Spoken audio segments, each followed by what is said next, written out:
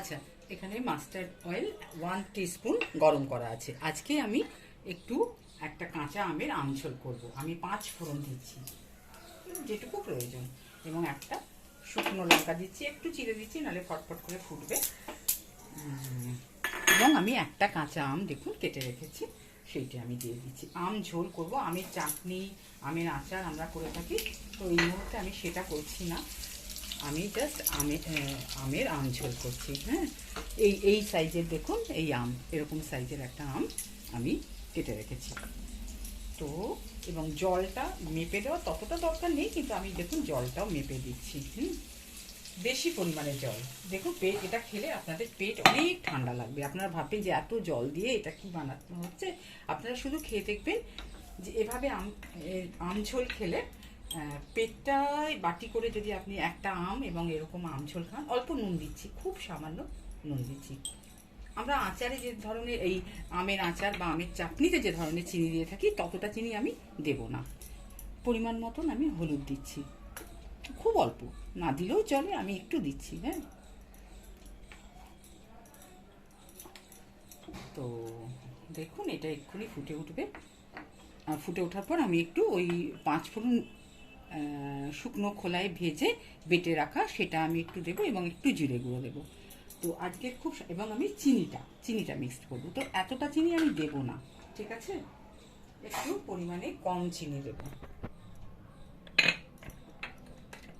আমি চাটনি করলে লাগতো, আপনারা এভাবে খেয়ে দেখবেন, এত ইজি। তো চিনিও খুব বেশি দেব না, দেখুন আমি অর্ধেকও দিইনি, আমি 4 থেকে 5 টেবিল স্পুন চিনি আমি দিয়েছি এখানে। তো এক্ষুনি জলটা কমবে, খুব একটা কমবে না, তাহলে আমার এটা হয়ে যাবে। তো এভাবে কখনো আপনারা বাড়িতে খেয়ে দেখবেন যে কতটা সুন্দর লাগে। আমি এটা বড় গ্যাসে করলে আরেকটু তাড়াতাড়ি হওয়ার জন্য আমি এই গ্যাসটা অন করে দিয়েছি, ঠিক আছে। আচ্ছা, আর এখানে আপনারা দেখুন দুটো কেকের অ্যারেঞ্জমেন্ট আছে। এখানে একটি কেক রয়েছে এবং পাশে দুটো কেক রয়েছে। তো আমার হাজব্যান্ডের আজ জন্মদিন, সেক্ষেত্রে কেকের একটু ভালো করে তো সেই ক্ষেত্রে কেকের অ্যারেঞ্জমেন্ট। এখানে আরেকটি কেক রয়েছে। আর এটা দেখুন, এটা হচ্ছে মালদহ জেলার ক্ষীর দই। আমার সন্তান বিকি আমাকে এটা অনেক দূর থেকে এনে দিয়েছে, সেই মালদা থেকে। তো সেটাও আপনাদের সাথে শেয়ার করলাম।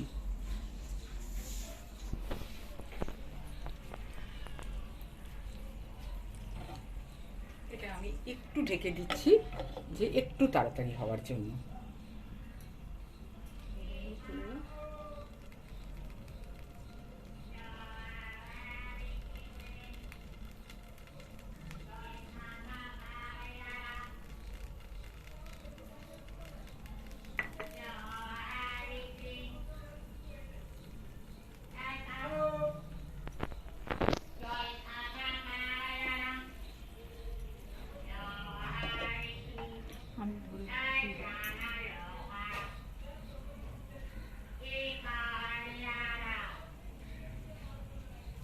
এখনই এত প্রচণ্ড গরম, এত দাবদাহ চলছে, তো সে কারণে হয়তো কয়েকদিনের মধ্যে বৃষ্টি নামবে।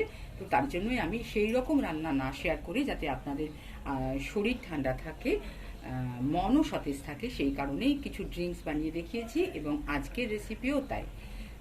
কাঁচা আম খুব ভালো, আপনারা আম ডাল খেয়ে থাকেন, এবং কাঁচা আমের নানান কিছু রকম খেয়ে থাকেন, কিন্তু এটা প্লিজ একটু করে খেয়ে দেখবেন যে কত সুন্দর লাগবে।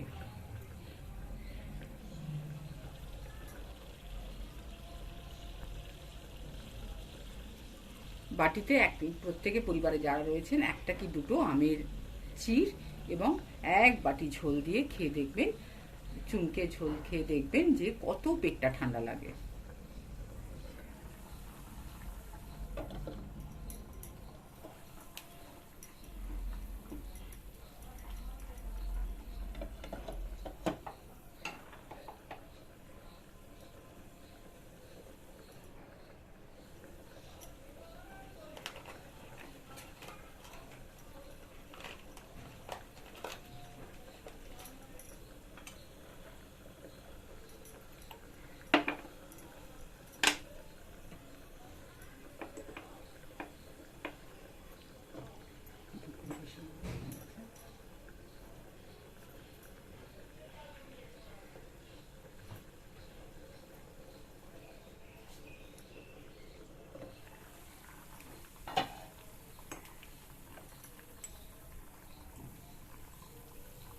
একটু ভাজা গুঁড়ো মশলা দিচ্ছি। আপনার খুব বেশি দেবো না, 1 টিস্পুনও দিইনি, ঠিক আছে।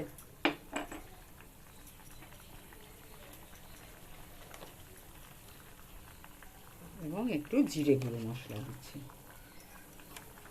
এটাও 1 টিস্পুনও দিচ্ছি না।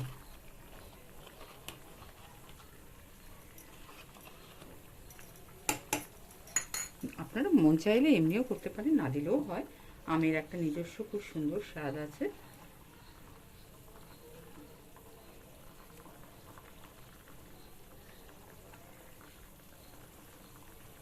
অলমোস্ট আমার হয়ে গেছে।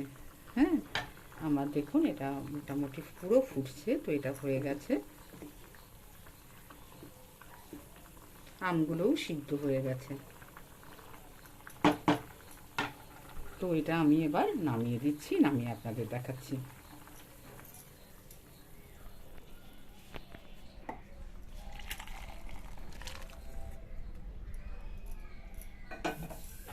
তো এইভাবে আপনারা আম ঝোল বানিয়ে প্লিজ খেয়ে জানাবেন, কমেন্ট বক্সে কমেন্ট করবেন।